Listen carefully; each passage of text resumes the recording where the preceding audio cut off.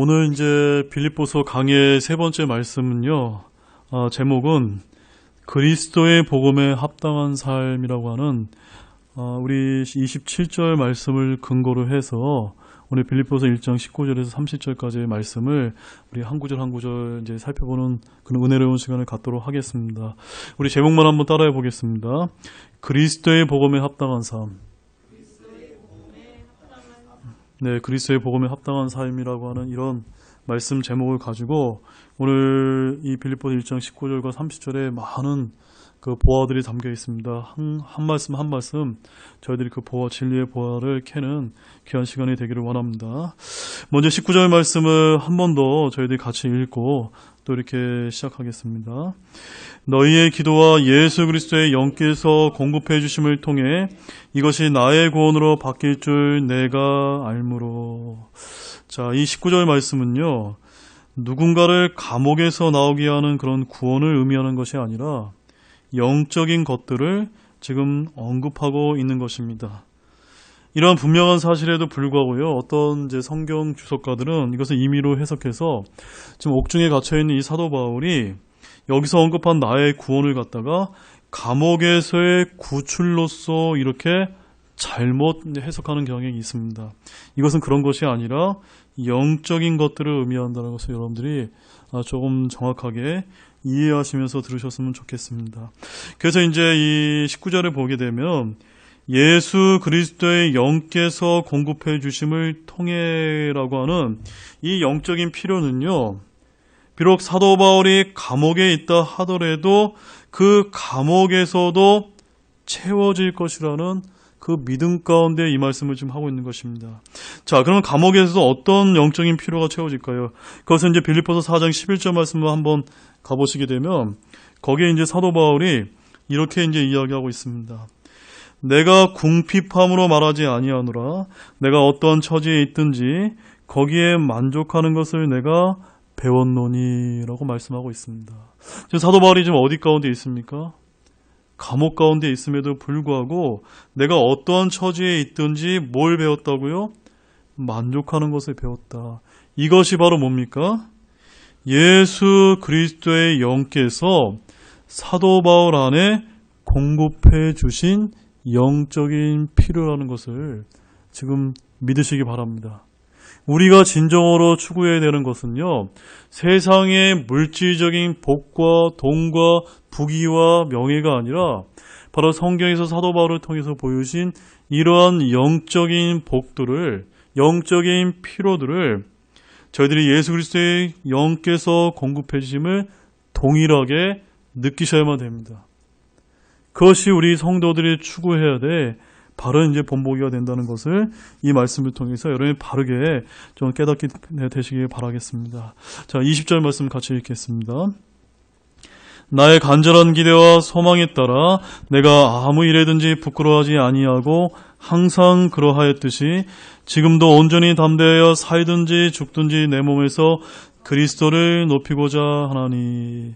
지금 바울은 이제 체포되고 감옥에 던져진 것으로 인해서 부끄러움을 당하지 아니하고 오히려 모든 일들을 로마서 8장 28절 말씀에 보면 우리가 알거니와 하나님의 사랑하는 자들 곧 그분의 목적에 따라 부르심을 받은 자들에게는 모든 것이 합력하여 선을 이루니라고 하는 이 로마서 8장 28절의 빛 아래에서 모든 일을 이제 보게 될 것임을 지금 고백하고 있는 것입니다.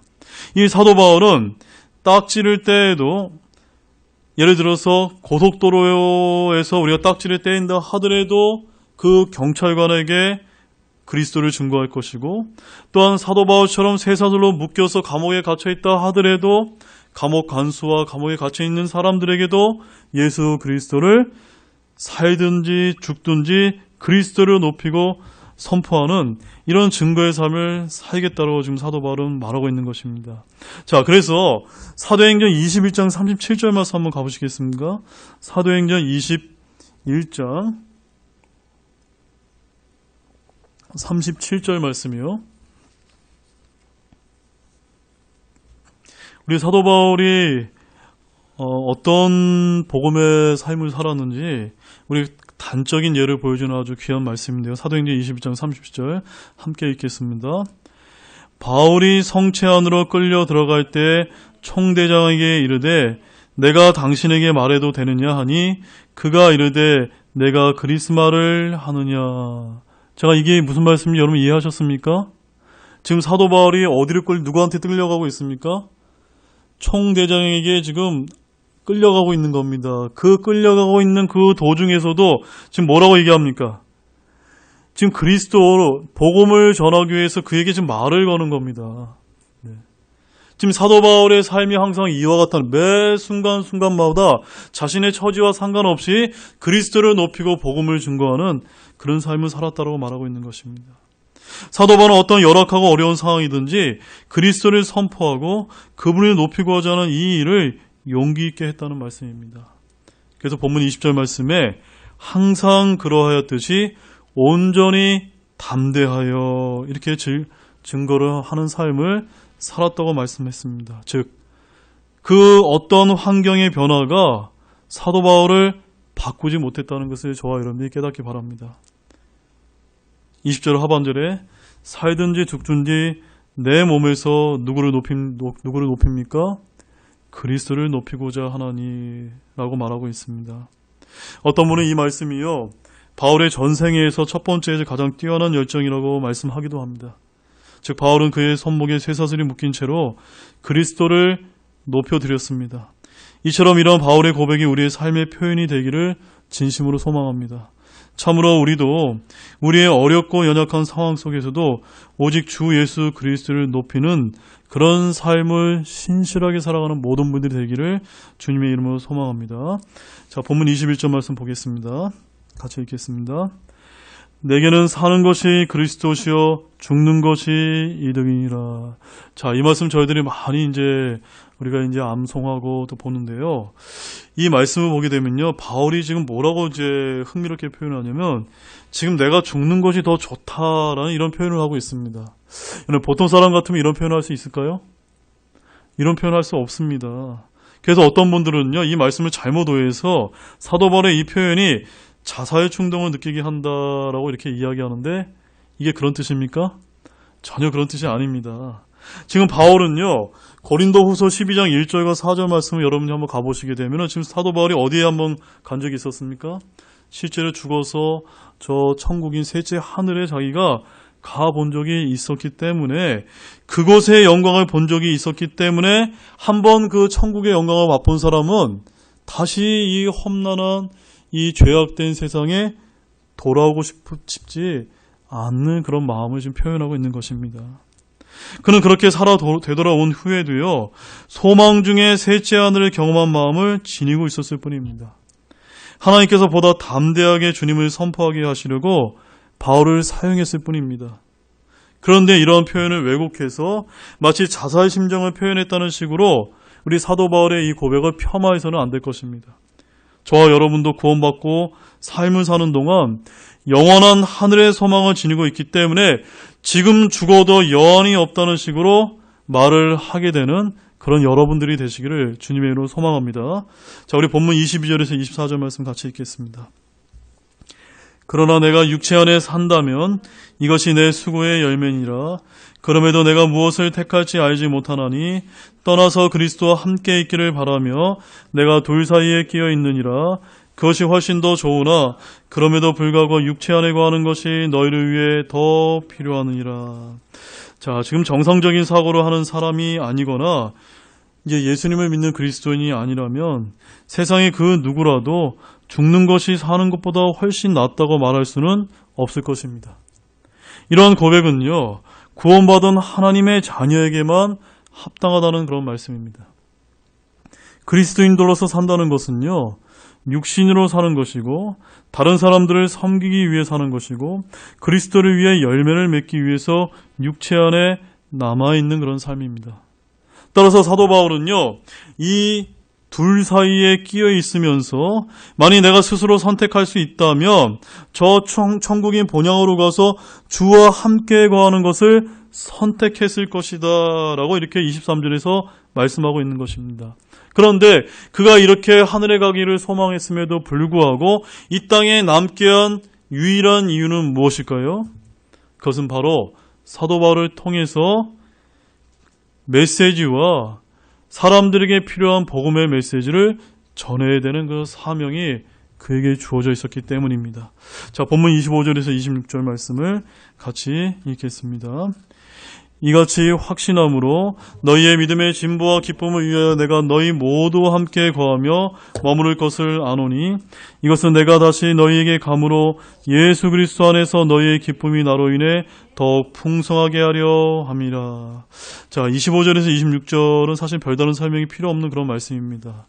근데 바울은요, 이제 이 땅에 거하면서 빌립보 성도들에게 사역을 하고 그들의 믿음의 진보와 기쁨을 위해 이 땅에 머무르고 있음을 지금 솔직하게 지금 밝히고 있는 말씀입니다. 자, 저도 마찬가지로요, 사역자의 한 사람으로서 저의 마음 역시도 지금 이 순간에 사도 바울의 마음과 동일합니다. 여러분의 믿음의 진보와 기쁨을 위해 저는 지금 이 자리에 서 있는 것입니다. 만약에 여러분의 믿음이 진보가 없고 기쁨이 없다면 저는 이곳에 있을 이유가 없다는 그런 말씀입니다. 또한 여기서 비록 바울은 당분간 감옥에 갇혀 있지만 그는 빌립보 성도들과 큰 기쁨으로 만날 미래의 어느 날을 고대하고 있다라고 지금 26절에서 밝히고 있습니다. 그러나 사랑하는 성도 여러분, 이것은 늘 언제나 기억하시기 바랍니다. 저와 여러분의 진정 기쁨이 넘쳐 풍성하게 되는 것은요, 예수 그리스도 안에서 참된 교제가 있을 때라는 것을 믿으시기 바랍니다. 자, 우리 이제 두 번째 전락으로서는 그리스도의 복음에 합당한 삶에 대해서 한번 말씀을 좀 보도록 하겠습니다. 자, 이어지는 27절 말씀 같이 읽겠습니다. 오직 너희의 행실을 그리스도의 복음에 합당하게 하라. 그리하면 너희에 대한 일들, 곧 내가 가서 너희를 보든지 떠나 있든지 너희가 한 영 안에 굳게 서서 복음의 믿음을 위하여 한 마음으로 함께 싸우며. 자, 오늘의 이제 주제 말씀이 담겨 있는 그 아주 중요한 말씀입니다. 지금 사도 바울은 이제 시간을 아껴서 약 7년 정도의 사역을 하러 다니고자 하였다라고 이렇게 이제 전해주고 있습니다. 바울은 비록 육신 안에 있지는 않았지만요, 그럼에도 육신 안에 남아 있었습니다. 또한 육신 속에서 행했지만 육신을 따라 행하지는 않았다라고 지금 고백을 합니다. 그래서 고린도후서 10장 3절에 이런 말씀이 있습니다. 비록 우리가 육신 안에서 거르나 육신을 따라 싸우지 아니하노니라고 고린도후서 10장 3절에서 말씀하고 있습니다. 그리고 우리 본문에 보게 되면은 오직 너희의 행실이라고 이렇게 말씀이 시작하고 있는데요. 이 말씀은요, 여러분이 진정으로 예수님을 믿고 구원받은 그리스도인이라면 여러분의 행실이, 여러분의 행동이 어떠해야 된다는 겁니까? 그리스도의 복음에 합당하게 행해야 된다는 것입니다. 아멘이십니까? 네. 여러분의 행실이 그리스도의 복음에 합당해야 된다는 이 말씀을 주목하시기 바랍니다. 대부분의 그리스도인들의 구설수에 오르고 욕을 먹는 이유가 뭔지 아십니까? 바로 그리스도인들이 그리스도인답지 못하게 그리스도의 복음에 합당하게 보이지 않는 그런 행실 때문에 우리 그리스도인들이 세상 사람들로부터 지탄을 받는 것입니다.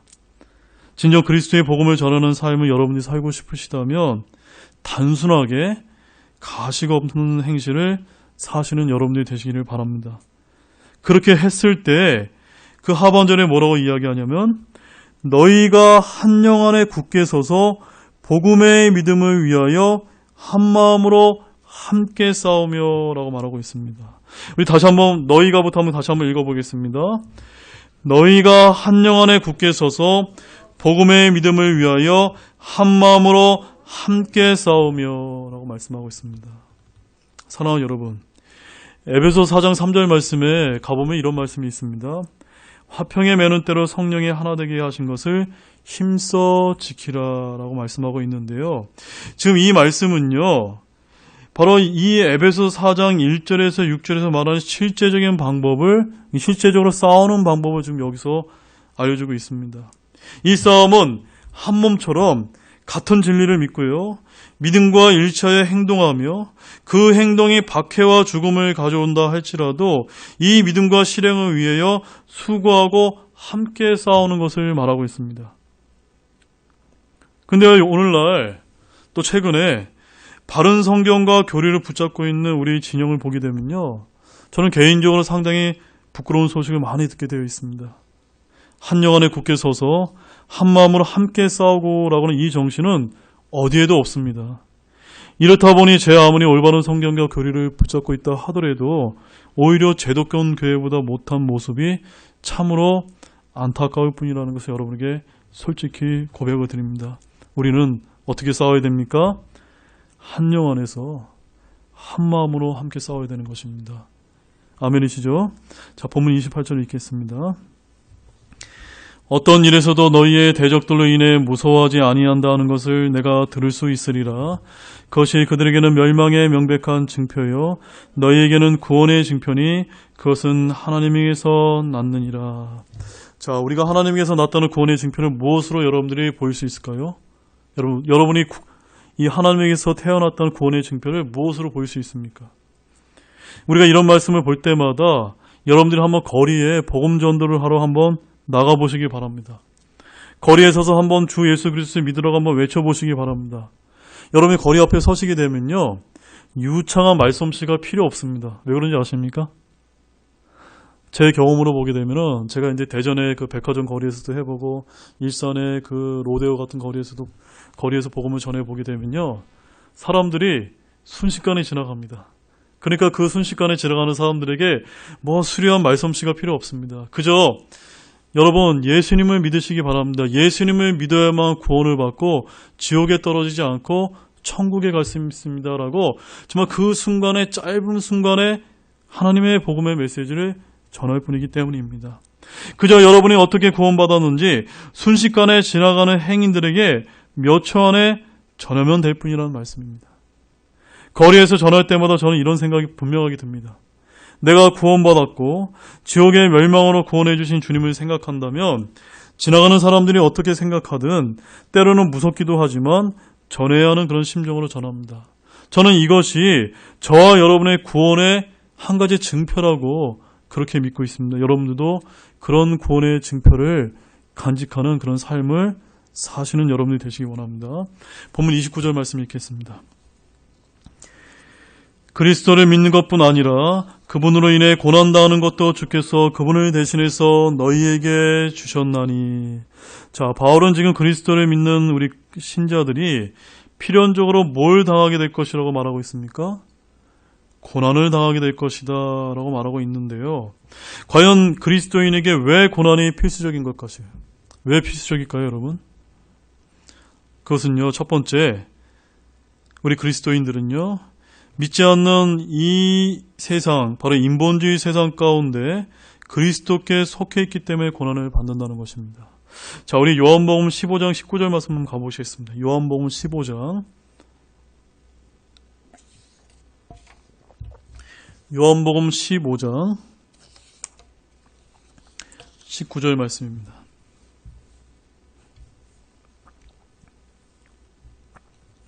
같이 읽겠습니다.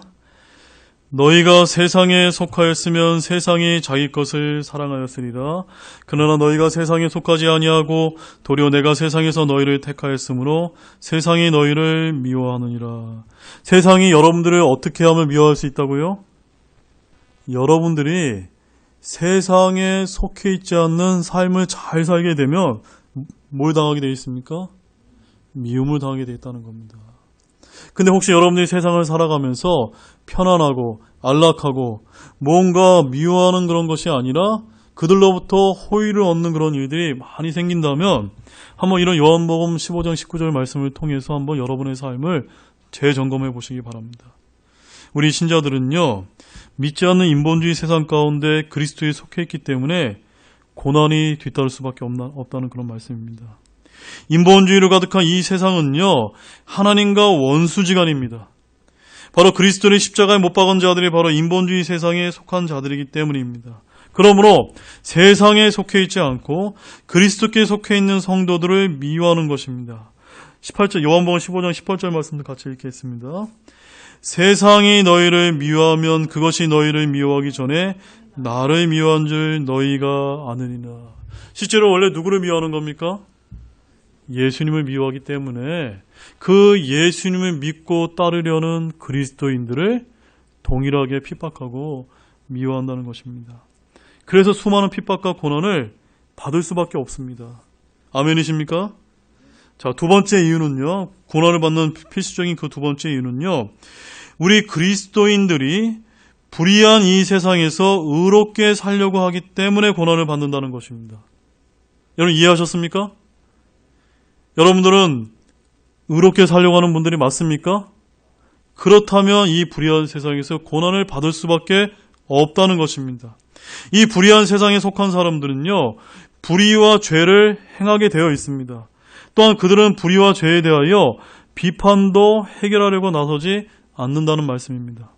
더구나 그들은요, 마치 떨어지는 낙엽 구경하듯이 불의와 죄를 멀리서 그저 바라만 보고 있다는 사실입니다. 혹시 여러분들은요, 그런 삶을 살고 있지는 않습니까? 그러나 우리 그리스도인들은 달라야만 됩니다. 이 불의한 세상 속에서 주님 안에서 신앙적 양심을 갖고 그 양심대로 의를 행하며 살아가야만 합니다. 그러니 얼마나 힘든 일이 많을까요? 당연히 고난이 오기 마련입니다. 이렇듯 고난이 없이 의를 행하는 신자에게는 고난이 필수적으로 따르게 마련이라는 것을 믿으시기 바랍니다. 자, 세 번째는요. 우리 그리스도인들은 예수 그리스도와 공동 운명체이기 때문에 고난을 받는다는 말씀입니다. 바로 그리스도가 머리라면 성도들은 그분의 몸을 이루는 지체들이기 때문에 사도 베드로는 고난당하고 있는 성도들에게 베드로전서 4장 13절 말씀에 이렇게 이야기하고 있는데 한번 같이 가보겠습니다. 베드로전서 4장 13절 말씀입니다.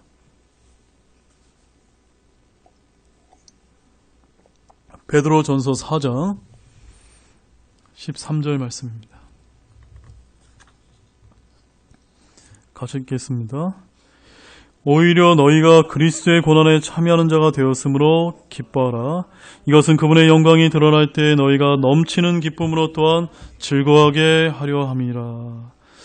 이처럼 우리 그리스도인들은요, 그리스도와 연합되어 한 몸을 이룬 존재로서 그리스도께서 고난당하신 것처럼 동일하게 고난받을 수밖에 없다는 것을 깨닫기 바랍니다. 그러나 그분의 영광이 드러나게 될 때 무엇이 넘쳐나게 될까요? 기쁨이 넘쳐나게 될 것을 또한 믿으시기 바랍니다. 그날 우리 고난이 필수인 네 번째 이유는요, 바로 하나님의 징계를 받기 때문에 고난을 받는다는 것입니다. 히브리서 12장 10절 말씀 한번 보겠습니다. 히브리서 12장 10절 말씀입니다. 히브리서 12장 10절 말씀.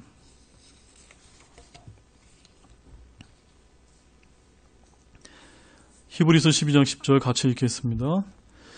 진실로 그들은 며칠 동안 자기들이 기뻐하는 대로 우리를 징계하였거니와 그분께서는 우리의 유익을 위해 하시나니 이것은 우리가 자신의 거룩함에 참여하는 자가 되게 하려 하심이라. 우리의 유익을 위해서 뭘 하신다고요? 징계를 주신다는 겁니다. 고난이 뒤따른다는 말씀입니다. 따라서 사랑하는 여러분, 참된 그리스도인들은요, 모두가 하나님께 징계를 받습니까? 안 받습니까? 받게 되어 있습니다. 징계는 그 자녀된 사랑하는 자녀를 훈련시키는 하나님의 아버지의 수단입니다. 그러므로 징계받지 않는 그리스도인들은 없다는 말씀을 믿으시기 바랍니다. 징계받을 때 그리스도인의 삶은요, 고난을 겪게 되어 있습니다. 그러나 그 고난은 그리스도인에게 영원한 유익을 가져다주는 방법이 되고 그 신자로 하여금 더욱 의롭고 사랑스럽고 거룩하게 만드는 고난이라는 것을 믿으시기 바랍니다. 따라서 이처럼 그리스도인의 삶에 있어도 고난은 필수적입니다. 바로 참된 그리스도인이라면 누구나 고난을 받습니다. 그러나 이러한 고난은요, 그리스도인이 그리스도께 속한 자라는 것을 증명해 주는 것이요, 앞으로 그리스도의 영광에 참여할 수 있는 조건이 될 것입니다. 그러므로 고난을 회피하거나 원망하지 마시고 오히려 그리스도인의 특권이라는 사실을 기억하면서 인내로 극복하는 사랑하는 여러분들이 되시기 바랍니다. 자, 본문 30절 말씀 읽겠습니다. 마지막 말씀입니다. 너희가 내 안에서 보았고 또 지금도 내 안에 있다고 듣고 있는 그 동일한 싸움이 너희에게도 있느니라. 자, 이게 뭘 뜻하는 걸까요? 지금 빌립보 교회 성도들은요, 사도 바울과 마찬가지로 뭘 당하고 있는 것입니까? 지금 고난을 당하고 있는 것입니다. 제가 왜 고난을 당한다고 말씀하셨죠? 신실한 성도라면 그리스도인의 고난은 뒤따라오게 되어 있습니다. 따라서 바울뿐만이 아니라 신실하게 믿음 생활하고 있는 이 빌립보 성도들 역시도 바울이 겪었던 고난을 동일하게 당하고 있다는 것을 여기서 시사해주고 있는 말씀입니다. 그래서 사도 바울이 뭐라고 얘기했습니까? 너희가 내 안에서 보았고 또 지금도 내 안에 있다고 듣고 있는 것이라고 좀 말했습니다. 바울은 빌립보에서 전도할 때 대적자들로부터 박해받은 적이 있습니다. 그때 그는 마귀 들린 여종으로 인하여 빌립보 감옥에 갇혀 매를 맞은 적이 있었습니다. 그런데 이러한 사실은 빌립보 성도들이 직접 본 바였습니다. 그런데 이제 빌립보 성도들도 동일하게 바울과 같이 복음의 대적자들의 회방과 핍박을 당하고 있었던 것입니다. 다시 말씀드리면 빌립보 성도들 역시도 사도 바울과 같이 동일한 싸움에 참여하고 있었다는 것을 주목하시기 바랍니다. 어떤 싸움이요? 동일한 싸움. 그 동일한 싸움이 뭡니까? 바로 그리스도인으로 있어 누구나 겪게 되어 있는 고난을 말하는 것입니다. 이와 같이 참된 성도들은 이 세상을 상대로 선한 싸움을 싸울 수밖에 없는 그런 자들입니다. 성도들은 선한 싸움을 잘 싸워야 합니다. 특별히 성도들은요, 그리스도의 군사로서 그리스도께서 싸우신 대로 싸워야 됩니다. 자, 그렇다면 과연 우리는 구체적으로 어떤 선한 싸움을 싸워야 될까요? 첫 번째, 따라해 보시죠. 첫 번째, 사탄과 싸워야 합니다. 네. 왜 그렇죠, 여러분? 사탄은 우리 그리스도의 원수이고 우리의 최대 원수입니다. 바로 사탄은 그리스도를 넘어뜨리려고 했고 이제는 우리를 공격하며 멸망시켜 허점을 찾고 있기 때문에 우리는 사탄과 싸움을 해야만 됩니다. 둘째는요, 따라해 보시죠. 복음의 대적들과 싸워야 합니다. 네. 이것이 우리의 영적 싸움을 지금 증명하고 있는 것입니다. 우리는 복음의 진실성을 드러내고 거짓 진리의 실체를 파헤쳐 복음의 대적자들과 싸워야만 됩니다. 그 다음에 세 번째는요, 따라하십시오. 우리 자신의 육체의 소욕과 싸워야 합니다. 쉽습니까? 어렵습니까? 어렵죠. 네. 오히려 이게 더 어려울 수 있습니다. 우리의 육체의 소욕은 성령을 거스르게 해서 성령의 열매 대신 온갖 더러운 육체의 악한 열매를 맺게 하기 때문입니다. 그러므로 우리는 우리 자신과의 싸움에서도 승리하는 여러분들이 되시기 바랍니다. 네 번째는요, 따라해 보시죠. 고난과 싸워야 합니다. 자, 네 가지 뭐라고요? 사탄과 싸워야 됩니다. 복음의 대적들과 싸워야 됩니다. 우리 자신의 육체의 소욕과 싸워야 됩니다. 고난과 싸워야 됩니다. 바로 이것이 지금 사도 바울이 또한 빌립보 성도들이 여기서 동일한 싸움이라고 언급했던 선한 싸움을 지금 이야기하는 것입니다. 사랑하는 여러분, 하나님께서는 우리를 부르신 것은요, 세상과 싸우도록 부르셨다고 해도 과언이 아니라는 사실입니다. 그만큼 성도들에게 있어 선한 싸움은요, 필연적입니다. 우리는 사탄과 복음의 대적들과 우리 자신의 육체의 소욕과 고난과 싸워야 될 뿐만이 아니라 승리해야만 됩니다. 싸우기만 해서는 안 됩니다. 지면 됩니까? 안 됩니까? 안 됩니다. 이겨야 됩니다. 그리스도는요, 우리 성도들이 이 싸움의 본이 되시는 분입니다. 그분은 이러한 선한 싸움을 친히 싸우셨고 또 승리하셨습니다. 따라서 우리도 그리스도를 따라 싸우기만 하면 승리할 수 있고 그리스도의 본을 쫓아 선한 싸움을 싸워 승리할 수가 있다는 것입니다. 자, 그래서 디모데전서 6장 12절 말씀 한번 가보시죠. 디모데전서 6장 12절 말씀입니다. 두 말씀만 찾아보고 마치도록 하겠습니다. 디모데전서 6장 12절 말씀입니다. 같이 읽겠습니다. 믿음의 선한 싸움을 싸우며 영원한 생명을 붙들라. 그것을 위하여 너 역시 부르심을 받았고 많은 증인들 앞에서 선한 고백을 고백하였도다. 무엇이 선한 고백이라고요? 믿음의 선한 싸움을 하는 것을 갖다가 선한 고백이다 라고 지금 성경은 이야기하고 있습니다. 또한 디모데후서 4장 7절 말씀 가보시죠. 디모데후서 4장 7절 말씀입니다. 이 디모데후서 4장 7절 말씀에서는 사도 바울의 마지막 고백이 담겨 있습니다. 같이 읽겠습니다. 내가 선한 싸움을 싸우고 나의 달려갈 길을 마치고 믿음을 지켰은즉. 우리 모두의 고백이요, 이런 사도 바울의 고백과 같게 되기를 주님의 이름으로 소망합니다. 저와 여러분들이 언젠가는 주님 앞에 다가가게 될 것입니다. 다가가게 될 때 사도 바울처럼 나에게 맡겨진 선한 싸움을 잘 싸우고 달려갈 길을 마쳤다라는 모든 우리 성도 여러분이 되시기를 원합니다. 자, 사랑하는 여러분, 이제 결론을 지으면서 우리가 이제 빌립보서 1장을 통해서 바울이 빌립보 교회 성도들에게 무엇을 지금 바라고 있는지를 배우게 되었습니다. 무엇을 바라고 있을까요? 바로 사도 바울은요, 빌립보 성도들이 신앙에 있어서 견고하게 서 있기를 바랬고요, 복음의 대적들의 핍박과 공격 속에서도 꿋꿋하게 복음의 신앙을 지키고 선한 싸움을 사는 그런 성도와 교회가 되기를 바라고 있었던 것입니다. 또한 바울은 교회가 하나가 되어서 싸우기를 원했습니다. 바로 그리스도인들은 한마음 한뜻으로 형제가 되듯 결합해야 됩니다. 이 세상이 싸우고 논쟁하고 분열하여도요, 그리스도인들은 하나가 되어야 된다는 것입니다. 그러나 여러분 잊지 말아야 될 건요, 우리 그리스도인은 진리 안에서의 하나됨을 강조하고 있는 것이지 비진리와도 하나 되는 것이 아니라는 것을 여러분 믿으시기 바랍니다. 왜냐하면 고린도후서 6장 14절 말씀에 의가 불의와 무슨 사귐을 갖겠느냐, 빛이 어둠과 무슨 친교를 나누겠냐라고 말씀하고 있기 때문입니다. 우리가 이 교회 안에서요, 나와 생각이 다른 것, 또 하나님의 오른쪽같이 왼쪽같이 여러 가지 비성경적인 진리가 이 세상, 이 교회 가운데 들어올 수 있습니다. 우리가 그 모든 것들과 다 연합을 해서 싸우는 것이 아닙니다. 철저하게 하나님의 말씀에 근거해서 성령 안에서 하나가 되는 그런 싸움을 해야 된다는 것입니다. 그래서 우리들은요, 신앙의 싸움을 결코 포기해서는 안 됩니다. 때때로 우리는 악이 극복할 수 없는 것 같이 보입니다. 악을 정복하고 세상의 죄에 대하여 싸우는 것이 어떨 때는 매우 불가능한 것처럼 보일 때도 있습니다. 그러나 그리스도인들은요, 결코 소망을 버리거나 싸움을 포기해서는 안 됩니다.